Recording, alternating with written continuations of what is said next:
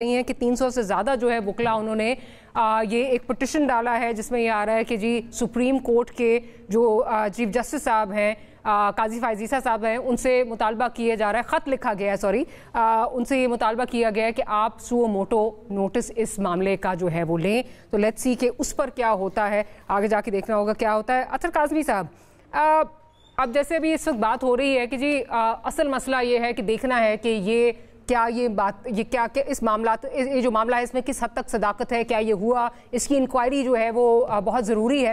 Having said that, जिस नौयत के इल्ज़ामात हैं और जो इस वक्त ग्राउंड रियलिटीज़ हैं, आपको लगता है कि क्या वाकई कोई ठोस जो इंक्वायरी है, कोई ठोस तहकीकात जो हैं वो होंगी और कुछ चीज़ें जो हैं वो सुधराव की तरफ जो हैं वो जाएंगी?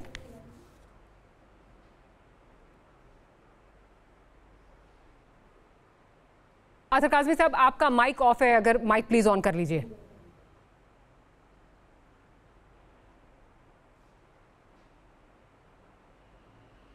अतर काज़मी साहब, आपकी ऑडियो का थोड़ा सा मसला आ रहा है, आपके पास दोबारा जो है मैं आती हूँ, will try to fix your audio. Muzammil साहब की तरफ चलती हूँ। मुज़म्मिल साहब, सेम क्वेश्चन टू यू।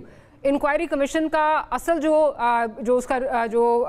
उसका काम है वो ये है कि पता लगाए कि ये इन इल्ज़ामात में कितनी सदाकत है। क्या आपको लगता है कि इनकी इल्ज़ामात की तहकीकात जो हैं वो ठोस तरीके से जो है वो हो सकेंगी?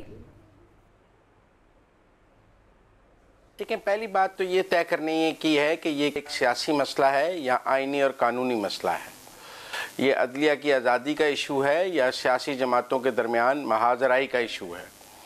अगर तो ये एक आइनी और कानूनी मामला है और पाकिस्तान के आइन में अदलिया को मुकम्मल आज़ादी हासिल है, तो मेरे ख्याल में फिर इसको आइन और कानून के तनाजुर में हल करना चाहिए, इसको सियासी तौर पे हल करने की ज़रूरत नहीं है। अब आइन और कानून क्या कहता है? आइन और कानून कहता है कि कोई भी शख्स अगर इल्ज़ाम लगाए तो उस इल्ज़ाम की तहकीक और तफ्तीश होनी है।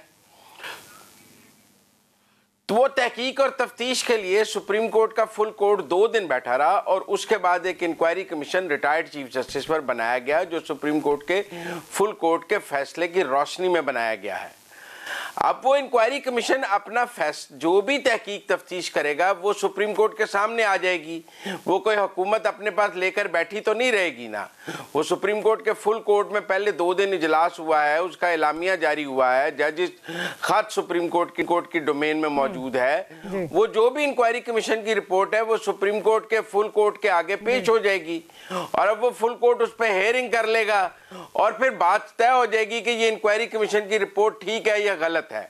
ये कोई आम इंक्वायरी कमीशन तो नहीं है जिसकी रिपोर्ट हुकूमत दबाकर बैठ जाएगी।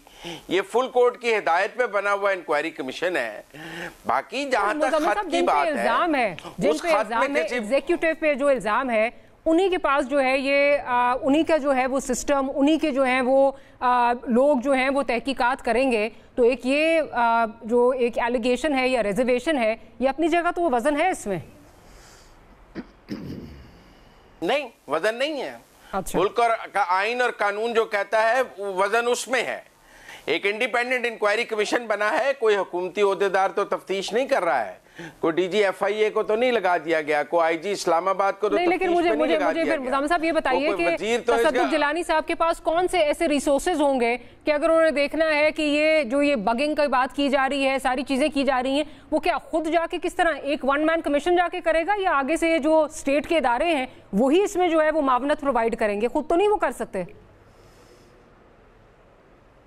ऑनेस्ट टू प्रूफ तो इन 6 जजिस पर है ना जिन्होंने इल्जाम लगाया है। इन्होंने साबित करना है कि इनके इल्जाम में कितनी हकीकत है, इनके पास क्या सबूत है जिनके ऊपर इन्होंने इल्जाम लगाया है।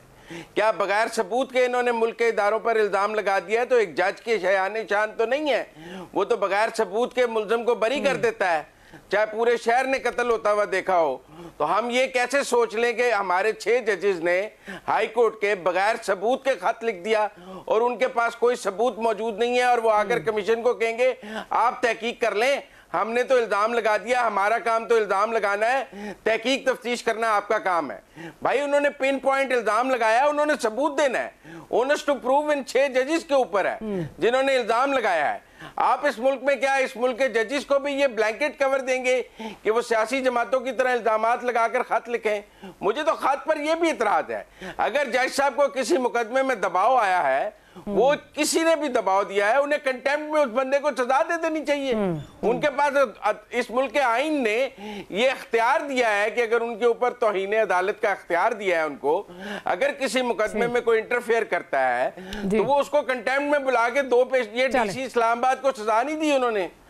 तो फिर इदारे की जिस इदारे पे वो इल्जाम लगा रहे हैं उस इदारे के सरबराह को भी तौहीन अदालत में सजा दे देते, जरा हिम्मत और जुर्रत पैदा करते। खत लिखना तो एक निहायत ही वीक बात है एक जज की बुनियाद पे। मुझे